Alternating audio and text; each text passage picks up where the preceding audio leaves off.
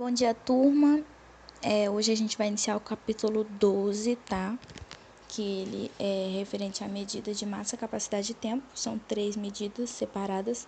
A gente vai estudar uma por uma detalhadamente, tá bom? A medida de massa, ela é bem tranquila. Todos eles seguem o mesmo modelo, né? Vamos dizer assim, para fazer o cálculo. A medida de massa, ela tem uma tabela de múltiplos e submúltiplos da unidade de medida. Ela tem uma medida central, que é a unidade de medida central, e ela cresce 3 para cima e 3 para baixo, tá ok? Então, o modelo de medidas sempre vai ser assim, vai ter uma unidade central e vai ter 3 medidas maiores do que ela, 3 medidas menores do que ela, tá ok? Então, vamos ler o texto, tá a partir da página 172, medidas de massa. Anteriormente, estudamos medidas padronizadas de comprimento, de superfície e de volume. Agora, estudaremos unidades de medida de massa. Em diversas situações do dia a dia, usamos unidades de medida de massa, como ao comprar pão ou queijo da padaria ou preparar um bolo. Nessas e em várias outras situações, as unidades mais usadas para indicar a massa dos produtos são o quilograma, que é representado pela letra KG, e o grama, que é representado pela letra G. Observe nas embalagens dos produtos a seguir a indicação de sua massa. Aí tem um pote de margarina, 250 gramas. Tem um pacote de biscoito, que tem 115 gramas. Um pacote de arroz, que tem 5 quilos. E um pacote de macarrão, que tem 500 gramas, tá bom? Alguns produtos aí que a gente vê que tem essas unidades mais usadas, tá ok? Aí a unidade padrão de medida de massa é o quilograma, que equivale a 1.000 gramas. Além do quilograma e do grama, existem outras unidades para medir massas. No quadro a seguir, o grama foi usado como unidade de referência. Entenderam, gente? Então, a unidade de referência aqui no caso é o grama, mas a unidade padrão de medida de massa é o quilograma, tá ok? Então, aí no caso, a unidade de referência, que é a unidade central, é o grama. Então, para a esquerda vão ser os maiores e para a direita são os menores.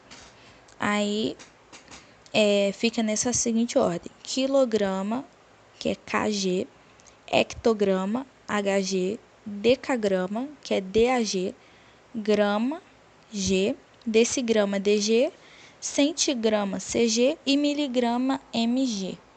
Todos eles têm a letra G porque a gente está trabalhando com grama como unidade central. Então, o grama, que é o central, quando eu faço conversão de medida, ou seja, quando eu estou transformando de uma medida de unidade para outra, eu faço operações diferentes.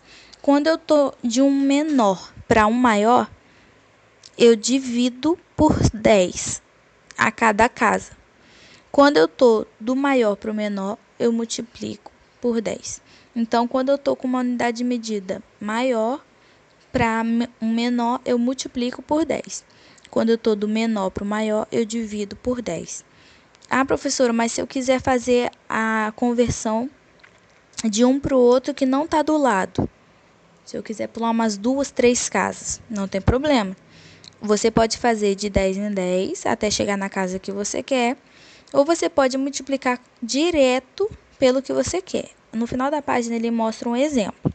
Ele quer transformar 70 gramas em miligramas. O grama está no centro. E o miligrama é a última unidade de medida, é a menor unidade de massa. Então, para eu chegar do grama para o miligrama, são 3 casas. Então, ao invés de eu multiplicar por 10 uma vez, 10 outra vez, 10 outra vez, eu multiplico por 1.000 direto, tá bom? Por quê? São 3 casas, 3 zeros. Então, por 1.000. Se fosse 4 casas, seria 10.000, que é o segundo exemplo, que ele quer transformar de 150 miligramas para decagrama. Aí, nesse caso, eu estou indo do menor para o maior. Então, ao invés de eu dividir, eu multiplico. Não, perdão, o inverso. Eu estou indo do menor para o maior, então vou dividir. Ao invés de eu dividir por 10, por 10, por 10, por 10, 5 vezes, 4 vezes no caso, que são 4 casas até chegar no decagrama, o que eu faço? Eu divido por 10.000, por quê? São 4 zeros, tá bom? Então, é 10.000 direto.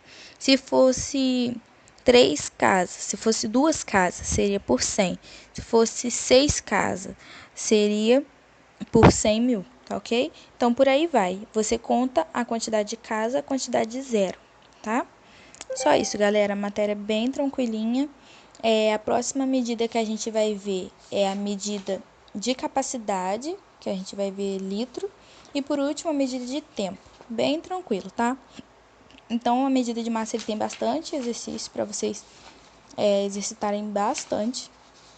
Então, até sexta-feira a gente termina a medida de massa. E semana que vem a gente entra na medida de capacidade. Qualquer dúvida surgindo, é só mandar mensagem com um comentário na atividade, com a página e atividade que você está em dúvida e me acionar, tá ok? Então, por hoje é só. Tenha um bom dia e boa aula, galera. Tchau, tchau.